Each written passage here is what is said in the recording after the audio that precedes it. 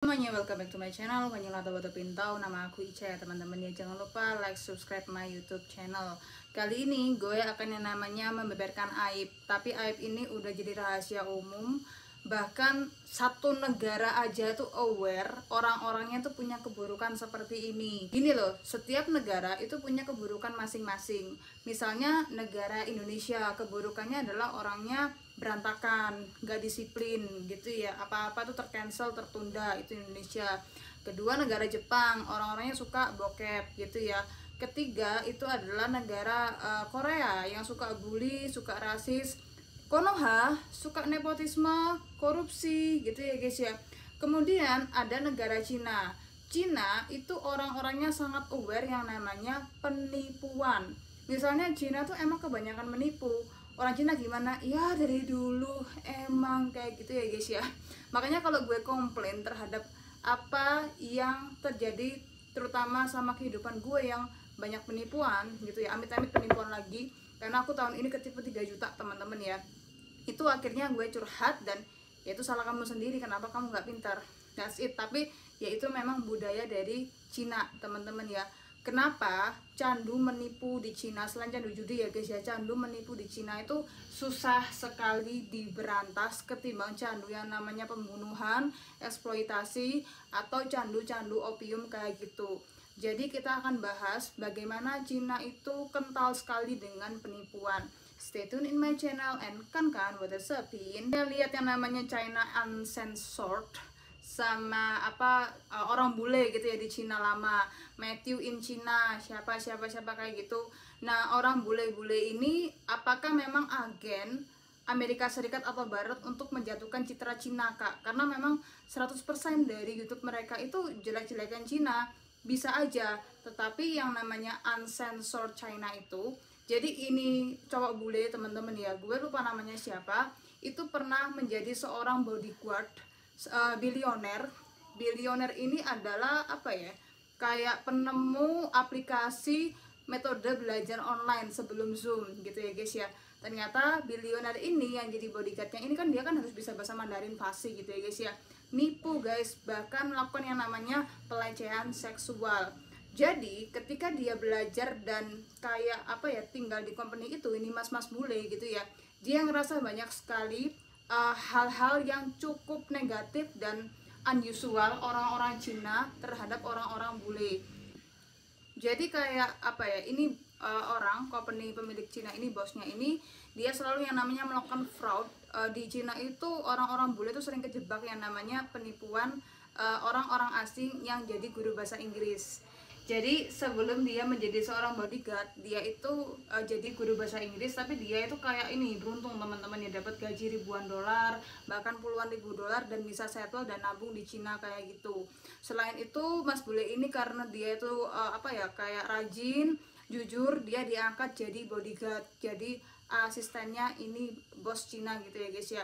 Ternyata bos Cina ini banyak sekali melakukan fraud, penipuan. Diantaranya itu adalah banyak orang-orang yang sign menjadi guru tapi nggak dijadikan guru teman-teman, dijadikan guru di tempat-tempat terpencil, volunteer, bahkan nggak dibayar. Jadi guru-guru ini itu kayak disediakan embel-embel makan gratis, tempat tinggal gratis, tapi masalah gaji kok cuma 1.500 dolar ya, kok cuma segini ya. Dan pada akhirnya para bule-bule ini kayak nggak mampu mengadu ke government. Karena apa? Karena yang namanya company ini sudah terjadi permafiaan kecil ya. Ini operasi berlaku sampai sekarang ya teman-teman ya. Makanya teman-teman yang rasa menjadi guru bahasa Inggris di Cina itu enak, hati-hati, lo akan yang namanya di-prank dengan orang-orang seperti ini. Lanjut lagi, kenapa sih kok banyak yang namanya penipuan di Cina, Kak? Penipuan di Cina diantaranya itu adalah penipuan barang-barang palsu, dupe gitu ya, investasi bodong, perjudian, kripto, bahkan juga love scam atau penipuan pacar yang ngerayu-ngerayu orang gitu ya guys ya. Dia bukan siapa-siapa, dia nggak punya titel apa-apa gitu, akhirnya dia ya penipu. Duit kamu yang bahkan miliaran rupiah itu dibawa tadi buat dia untuk untuk memanjakan dia sehari-hari kayak gitu teman-teman ya. Kenapa skill menipu orang-orang Cina tuh canggih guys ya. Jadi ini adalah salah satu opini dan sejarah menurut aku. Apakah kamu di dalam kerajaan Cina, Chinese Emperor era, mau itu Han Dynasty atau apa, Cina itu memiliki strata pekerjaan guys ya. Nah, strata pekerjaan itu dibagi berbagai macam, ada klan bangsawan, ada klan petani, pedagang, pengukir gitu ya, kemudian tabib, dan juga para orang-orang yang harus menjadi penduduk biasa gitu ya. Klan yang paling bisa kaya itu ada 4 di Cina. Nomor 1 adalah klan raja, ratu bangsawan, anak-anaknya juga putri-putri, pangeran gitu ya guys ya. Saudaranya juga yang bangsawan, itu pasti kayak dibikinin istana atau apa kayak gitu. Nomor 2 itu adalah klan ini, pejabat atau pembantu raja ratu kayak gitu ya guys ya. Pejabat ini diantaranya kayak negarawan, prime minister, penasehat, hakim, jenderal. Itu adalah orang-orang yang dibayar secara mahal sama negara gitu ya. Ketiga tentu aja adalah scholar. Scholar itu adalah seorang cendekiawan di Cina yang cerdas sekali, yang menjadi orang yang bisa apa ya, dihargai. Seorang raja pun bisa yang namanya menghargai scholar ini ya guys ya. Itu digaji mahal, dibelikan rumah yang bagus sama raja, dan tidak usah kerja di lingkungan istana teman-teman, dia bisa bebas kemanapun. Dan nomor 4 itu adalah klan pedagang atau merchant gitu ya guys ya. Jadi merchant itu dari frasa Cina ini artinya mercantilism seperti itu. Tapi tahukah kamu, klan pedagang itu adalah klan orang-orang yang cukup makmur tapi dipandang sangat rendah sekali sama orang-orang Cina ya teman-teman ya. Itu karena apa? Nah, klan pedagang itu adalah orang yang tidak punya title dengan jelas. Kalau misalnya kamu punya title ya, misalnya oh kamu mantan prajurit gitu ya, oh kamu mantan penari istana gitu kan, punya title yang jelas. Oh kamu mantan selir gitu ya guys ya, kan totalnya jelas gitu ya. Oh kamu hakim, kamu cendekiawan, kamu sarjanawan gitu ya. Nah sedangkan pedagang itu adalah dinilai orang-orang yang tidak punya pekerjaan, tidak punya keahlian. Mereka lari ke sana kemari untuk menjual belikan sesuatu hanya untuk makan ya guys ya. Makanya pedagang itu dinilai sangat rendah banget. Pilihan orang-orang itu berkarir jadi apa gitu ya.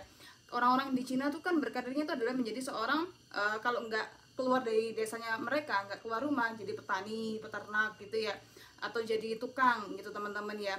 Kedua itu adalah mereka jadi prajurit, itu kan keren gitu ya bagi orang-orang China gitu ya guys ya.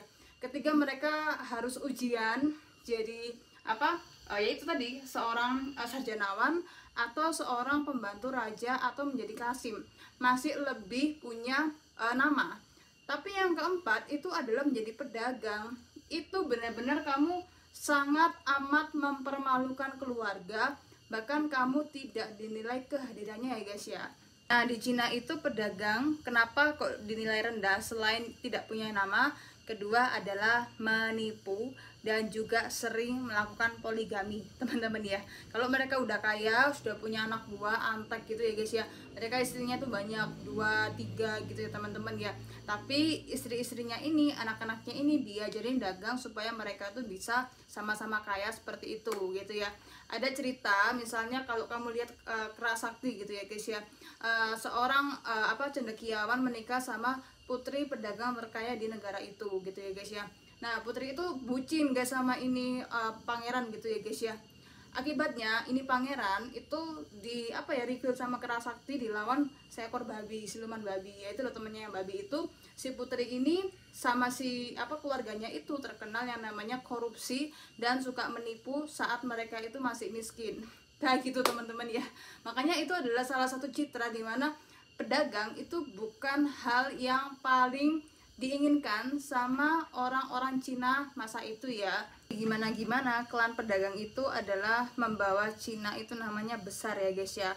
Klan pedagang di Cina itu dinilai sangat ulet, kerja keras dan gigih, meskipun banyak sekali mara bahaya yang mengintai mereka kayak perampokan, pencurian, perompakan di laut kayak gitu.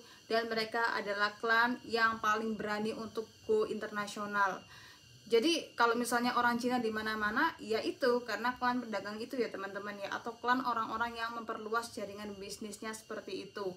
Jadi orang-orang klan pedagang itu mereka bisa yang namanya ke laut Mediterania, bahkan sampai Afrika teman-teman ya, sampai UAE, India, Asia Tenggara, bahkan Amerika Selatan.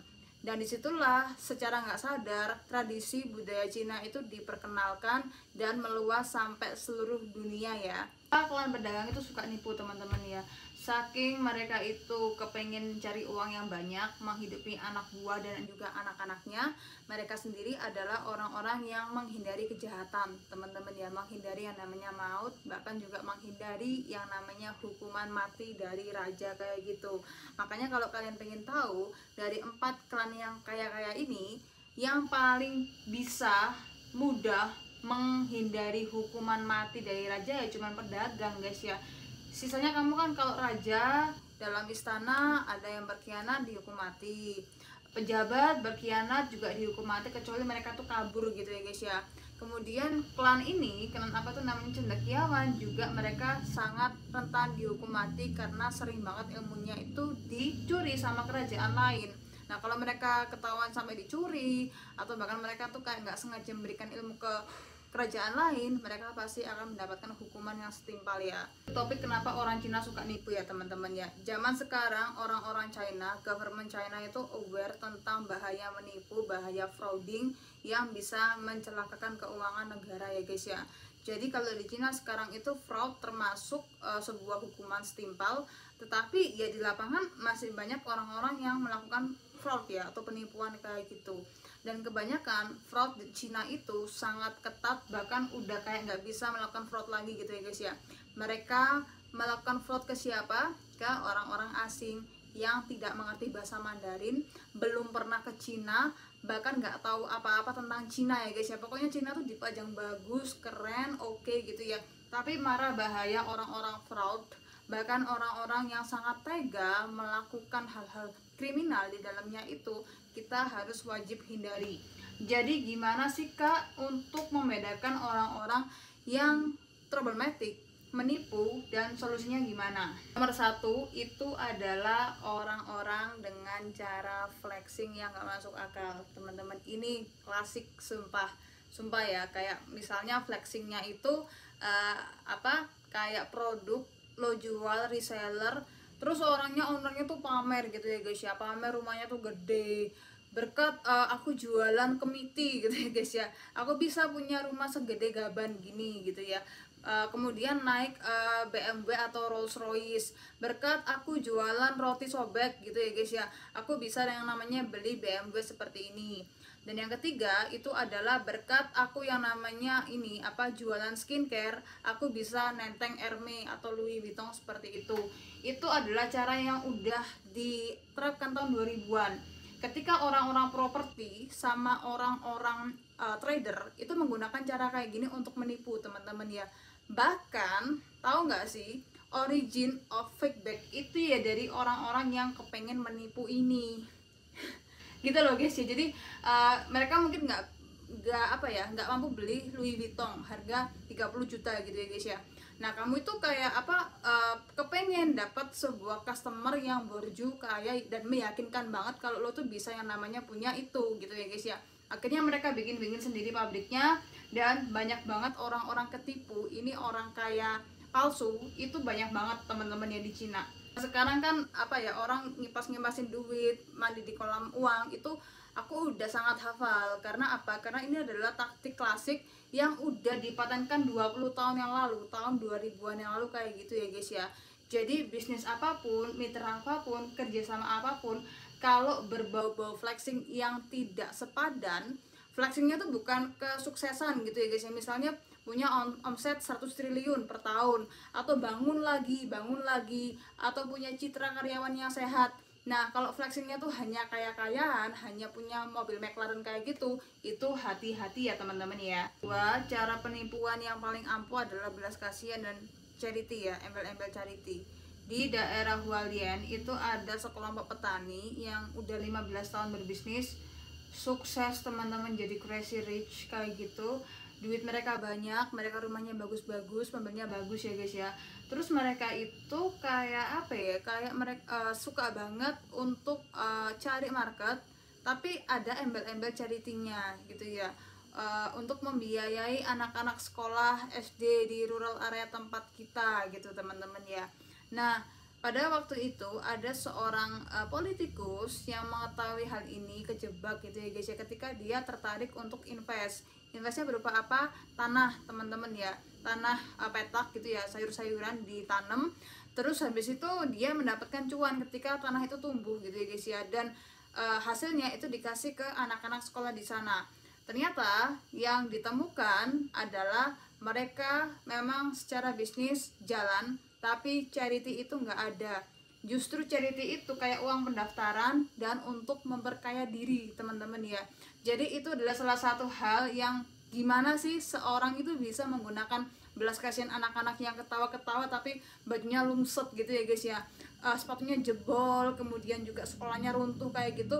Itu udah kayak belasan tahun dilakukan gitu ya kan, kok aneh sih udah 15 tahun kok itu sekolah masih gitu-gitu doang gitu ya guys ya. Pada akhirnya ditemukan banyak banget bribery dan juga penipuan-penipuan klasik melalui sedekah atau melalui investasi sedekah kayak gitu ya. Berlaku sama yang namanya komunitas handicap di Cina, benar-benar orang-orang yang cacat, yang kulitnya kebakar itu ngemis teman-teman di Cina. Dan ngemisnya itu adalah di tempat wisata murah di Cina kayak gitu.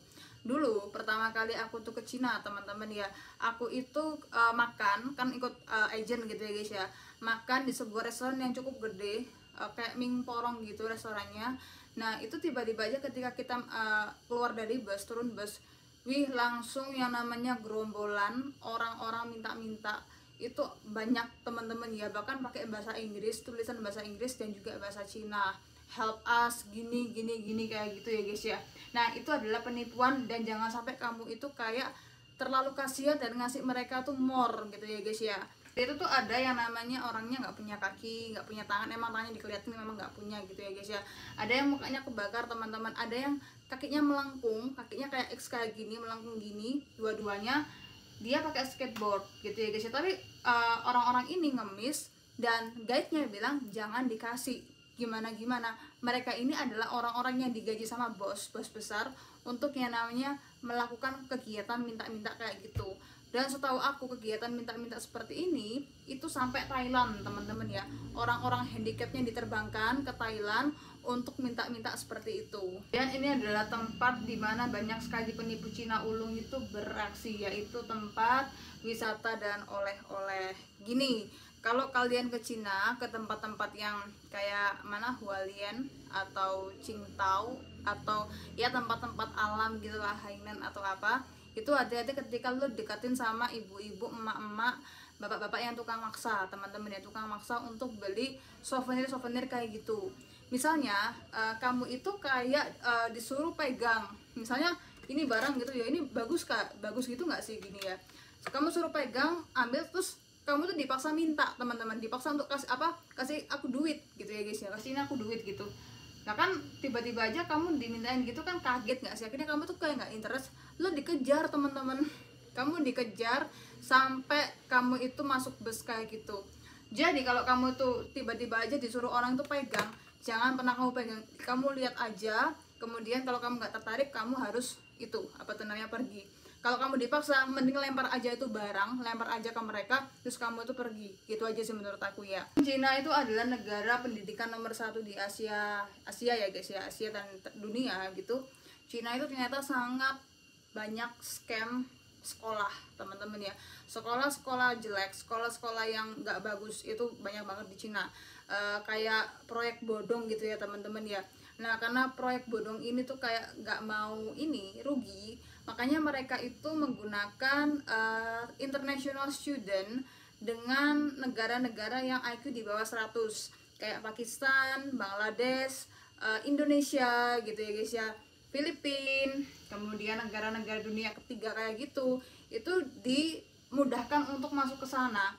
Tapi yang aku temukan itu adalah nggak belajar mereka tuh teman-teman, mereka mereka belajar bahasa Mandarin, tapi untuk untuk skill mereka itu nggak diasah di Cina kayak gitu. Banyak market orang-orang di seluruh daerah itu, negara-negara dunia ketiga itu yang suka flexing, oh aku kuliah di Cina, aku diterima di negara bagus gitu ya guys ya, tulisan, tapi nggak semua sekolah di Cina itu bagus teman-teman kualitasnya.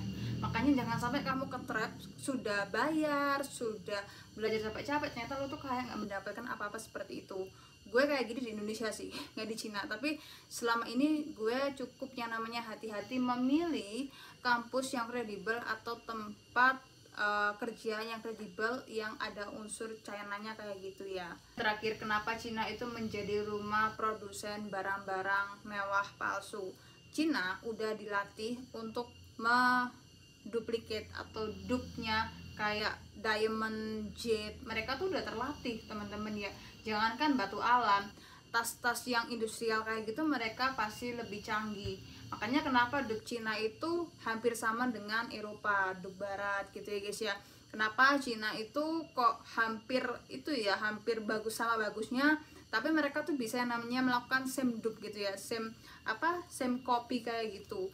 Ya karena memang budaya mereka tuh bisa untuk menduplikat, jangankan barang-barang gitu, barang-barang yang kita never imagine pun tuh bisa. Contohnya adalah kayak telur palsu.